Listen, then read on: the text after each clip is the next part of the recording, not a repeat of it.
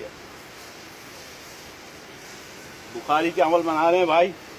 इसमें बादाम, पिस्ता, अखरोट, किशमिश, इमली सब चीज़ें डाल दिए। चावल ये बॉयल हुए, नजदीक करो, शक्ल नहीं दिखाई। ये चावल गए इसमें और इनको मिक्स करूँगा और बुखारी चावल तैयार है। गैस नहीं आ रही है घर में, हल्की है, तो इसको लकड़ियों में पका रहा हूँ।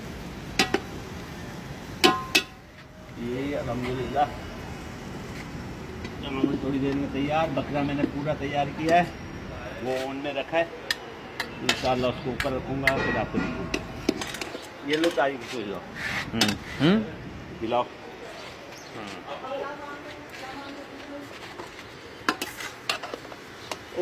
आ गया आंखों में। क्या कर रहे हैं भाई? वो मैं ले आया हूँ। क्या ले आया हूँ?